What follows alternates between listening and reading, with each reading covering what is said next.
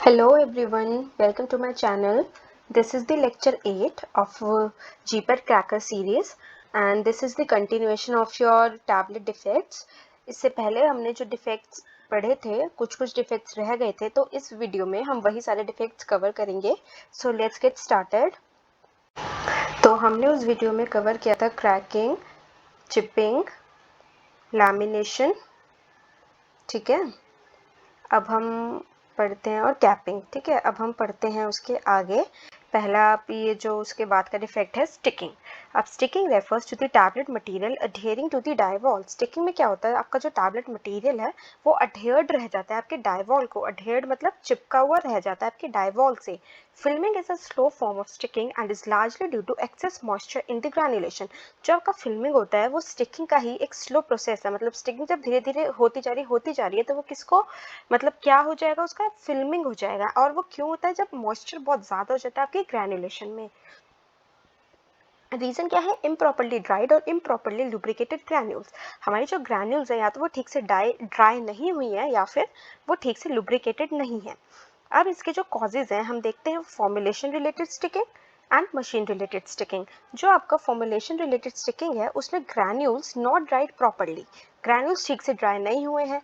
To little और improper lubrication. हमारा जो लुब्रिकेशन है या तो वो बहुत कम है या फिर वो इम्प्रॉपर है. टू मच बाइंडर, मैंने बाइंडर बहुत ज़्यादा डाल दिया है. ऑयली और वे मटेरियल्स, मेरे जो मटेरियल्स हैं वो ऑयली हैं. टू सॉफ्ट और वीक ग्रैन्यूल्स, जो ग्रैन्यूल्स है बहुत ज़्यादा सॉफ्ट है या फिर वीक है.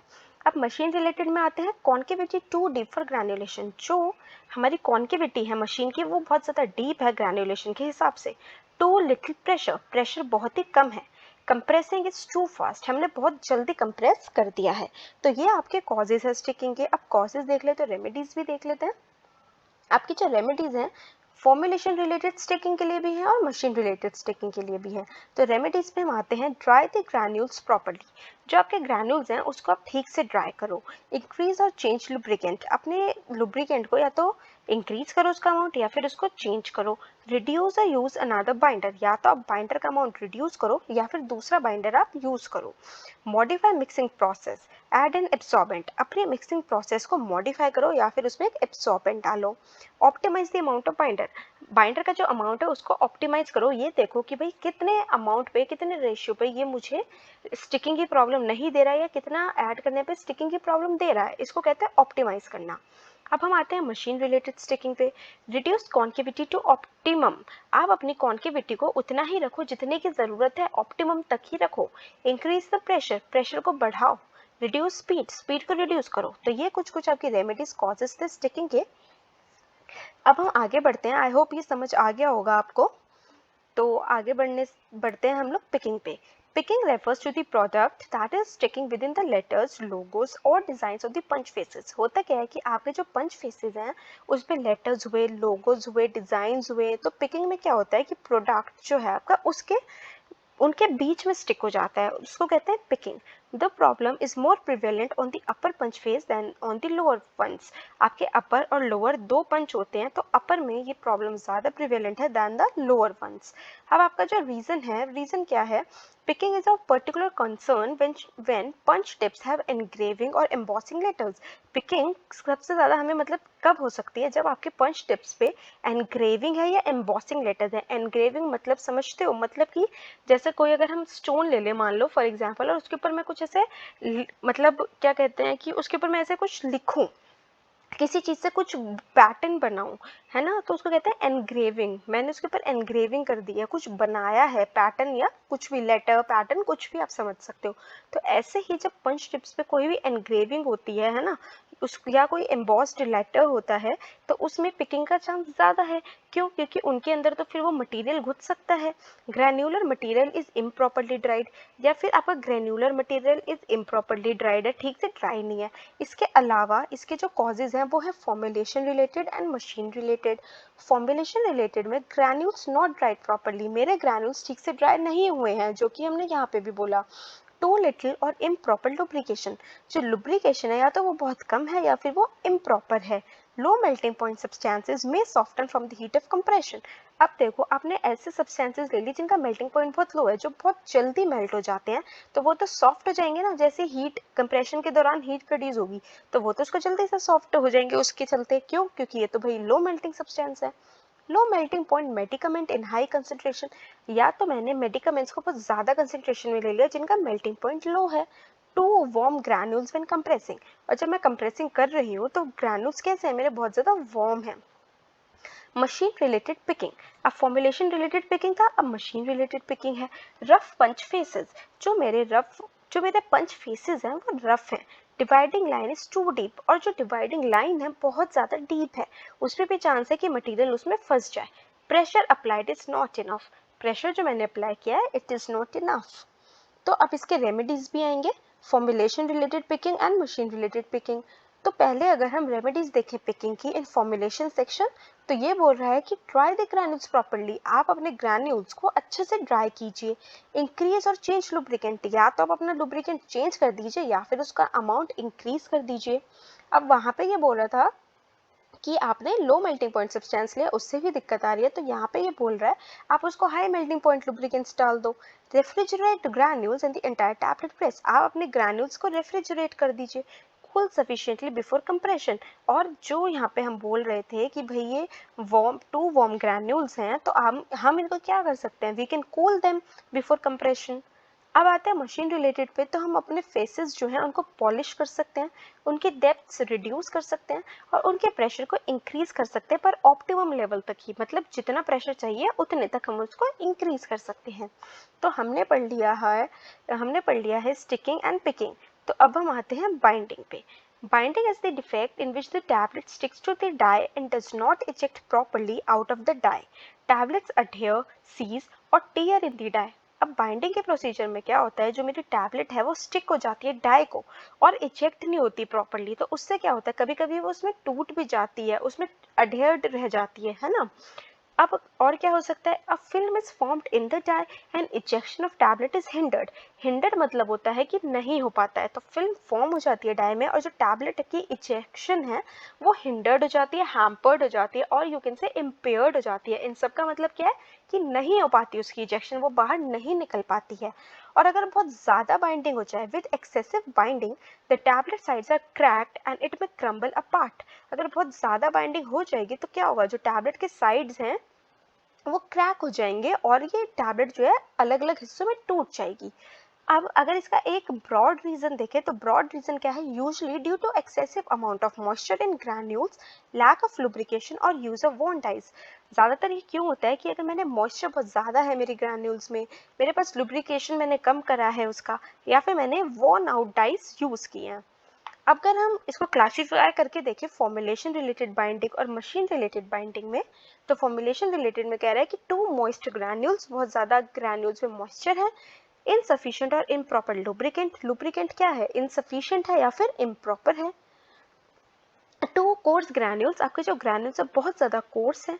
Too hard granules for the lubricant to be effective, आपके ग्रैन्यूल्स इतने ज़्यादा हार्ड हैं कि लुब्रिकेंट भी उस पर कुछ इफेक्ट नहीं दिखा पा रहा है। ग्रैन्युलर मटेरियल टू वॉर्म, या फिर जो ग्रैन्युलर मटेरियल है वो बहुत ज़्यादा वॉर्म है। इसके अलावा अगर मशीन रिलेटेड बाइंडिंग पे हम आते हैं तो पुअरली फिनिश्ड डाइज, अगर पुअरली फिनिश्ड डाइज हैं, rough dies due to abrasion और कोरोजन, जैसे कि आपके डाइज में क्या हो गया है, कोरोजन हो गया है, एब्रेशन हो गया है, तो वो क्या हो जाएंगे, रफ हो जाएंगे। अंडर साइज डाइज, डाइज का साइज ठीक नहीं है। Too much pressure in the tablet press, हम बहुत ज़्यादा प्रेशर डाल रहे हैं अपनी टैबलेट प्रेस में। इसके अलावा अगर मैं बात करूं रेमेडीज की बाइंडिंग के, तो formulation related binding and machine related binding दोनों की रेमेडीज देखेंगे। फॉर्मुलेशन रिलेटेड में कह रहे हैं कि dry the granules properly, granules को ठीक से ड्राई करो। इंक्रीज और चेंज लुब्रिकेंट, लुब्रिकेंट के अमाउंट को इंक्रीज या चेंज करके देखो। रिड्यूस ग्रैन्युलर साइज को रिड्यूस करके देखो। मॉडिफाई ग्रैन्युलेशन और रिड्यूस द ग्रैन्युलर साइज, या तो आप अपने ग्रैन्युलेशन को मॉडिफाई करो या वही बात कि रिड्यूस करो उसका size reduce temperature, temperature reduce करके देखो। अगर हम मशीन रिलेटेड के रेमेडीज देखें तो पॉलिश दी डाइस प्रॉपरली, डाइस को ठीक से पॉलिश करो जिससे वो रफ ना रहे।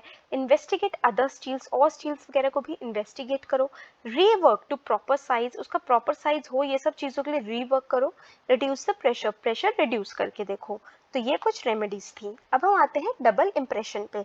अभी तक आप लोगों ने क्या क्या मैंने आपको बता दिया है, स्टिकिंग बताया है, पिकिंग बताया है, बाइंडिंग बताया है। अब हम आते हैं डबल इम्प्रेशन पे। Double impression involves only those punches which have a monogram और any other engraving on them. Double impression आपको कम देखने को मिलेगा जैसे वो पंचेस जिसमें या तो कोई मोनोग्राम है या कोई और एनग्रेविंग है। अब इसमें होता क्या है, इफ द अपर पंच और the lower punch is uncontrolled, it can rotate during the short travel to the final compression stage and create a double impression. यही इसका रीजन भी है। क्या होता है, इसमें आपके पास दो पंचेज होता है, अपर और लोअर, कोई भी अगर इनमें से अनकंट्रोल्ड मूवमेंट दिखाता है तो आपकी टैबलेट पे एक डबल इंप्रेशन आ जाता है। डबल इंप्रेशन मतलब कि अगर मान लो एक टैबलेट है, उसके बीच में कभी कभी लाइन होती है जैसे सेंटर में, तो उस वो लाइन भी, उसके अलावा एक और छोटी सी लाइन आ जाएगी उसके आसपास, तो इससे क्या होता है, वो डबल इंप्रेशन हो गया है ना। ठीक है, यही मैंने रीजन में भी मेंशन किया है कि during the free travel the punch rotates and at this point the punch may make a new impression on the bottom of the tablet resulting in double impression. तो अब ये सब चीजें हम नहीं चाहते हैं, इसलिए हम इसके कॉजेज एंड रेमेडीज भी देखेंगे। कॉजेज में क्या बोल रहा है, free rotation of either upper punch और lower punch during ejection of the tablet. यही मैंने आपको बताया कि अपर पंच और लोअर पंच की फ्री रोटेशन। तो अब आपको क्या करना होगा रेमेडी में, ऑब्वियसली आपको इसकी रोटेशन खत्म करनी होगी, है ना, अनकंट्रोल्ड रोटेशन खत्म करनी होगी। जितनी रिक्वायर्ड है हमें तो उतनी ही चाहिए भाई, तो उतने करने के लिए क्या करना होगा, यूज कीइंग इन टूलिंग। आप अपने टूलिंग में कीइंग यूज करो। मतलब क्या है भाई इसका, insert a key along side of the punch so that it fits the punch and prevents punch rotation. आप एक की लो, उसको अपने पंच की साइड में इंसेट कर दो, जिससे कि क्या होगा, वो पंच को फिट कर दे और उसकी पंच की रोटेशन क्या हो, ना हो। न्यूअर प्रेसेस, इसके अलावा जो हमारी आजकल न्यू प्रेसेस आ रही हैं, उनमें क्या होता है, they have anti turning devices. ठीक है, उसमें एंटी टर्निंग डिवाइसेस होती है जो पंच की रोटेशन को प्रिवेंट करती हैं। तो ये भी एक बहुत अच्छी चीज है। ओके, तो ये आपको समझ आ गया होगा। आगे बढ़ते हैं मॉटलिंग पे। Mottling refers to unequal distribution of colour on a tablet. जो भी आपकी टैबलेट है, अगर आपको कलरफुल टैबलेट आपने बनाई तो मॉटलिंग में क्या हो जाएगा, डिस्ट्रीब्यूशन है जो कलर का बेकार हो जाएगा, अनइक्वल हो जाएगा, इधर उधर हो जाएगा। ठीक है, सब जगह बराबर कलर नहीं होगा। इसके कॉजेज क्या हैं, a colour drug used along with colourless और वाइट कलर्ड एक्सिपिएंट्स। आपने क्या किया, आपने व्हाइट कलर के एक्सिपिएंट्स ले लिए या फिर कलरलेस ले लिए और कलर ड्रग उसमें डाल दिया, तो मॉटलिंग हो सकता है। A dye migrates to the surface of granulation while drying, या फिर ड्राइंग के दौरान जो आपकी डाई है वो ग्रैन्युलेशन में चली गई। इसके अलावा improperly mix dye especially during direct compression. आप डायरेक्ट कंप्रेशन कर रहे हो, आपने अपनी डाई डाली बट ठीक से मिक्स नहीं की, तो भी मॉटलिंग हो सकती है। Improper mixing of a coloured binder solution, जो भी आपने अपना बाइंडर सोल्यूशन डाला कलरफुल, उसकी आपने मिक्सिंग ठीक से नहीं की। ठीक है, तो ये सारे तो थे मॉटलिंग के कॉजेज। अब हम आते हैं इसकी रेमेडीज पे। रेमेडीज में ये बोल रहा है कि use appropriate colourants. Appropriate colourants use कीजिए, अपने एक्सिपिएंट्स वगैरह को देखते हुए यूज कीजिए। Change the solvent system, change the binder, reduce drawing temperature and use a smaller particle size. ये बोल रहा है either you can change your solvent system, आप अपना बाइंडर भी चेंज कर सकते हो, ड्राइंग का जो टेम्परेचर है उसको थोड़ा सा रिड्यूस करो और एक स्मॉलर पार्टिकल साइज यूज करो। इसके अलावा मिक्स प्रॉपरली, ऑब्वियसली ठीक से मिक्स करो and reduce size if it is of a larger size. और अगर वो ज्यादा लार्ज साइज का है तो छोटा साइज करो उसका, जिससे कि आपका सेपरेशन ना हो, सेग्रीगेशन मतलब सेपरेशन ना हो। इसके अलावा incorporate dry colour additive during powder blending step. जो आपका पाउडर ब्लेंड करने का स्टेप है उसी में ही आप ड्राई कलर का एडिटिव डाल दो। Then add fine powder adhesives, उसके बाद आप अपने एडहेसिव्स डालो जैसे अकेशिया, ट्रेगाकैंथ, और उसके बाद उसको अच्छे से मिक्स करके इसमें ग्रैन्युलेटिंग लिक्विड डालो। तो आई होप आपको ये सब चीज़ें समझ आई होंगी, क्या क्या डिफेक्ट्स हैं। ये भी एक इंपॉर्टेंट टॉपिक है, एज वेल एज ये सिंपल भी है, तो आप इसको अच्छे से पढ़ ही सकते हो। स्टिकिंग वगैरह जो भी है बहुत ही सिंपल से थे।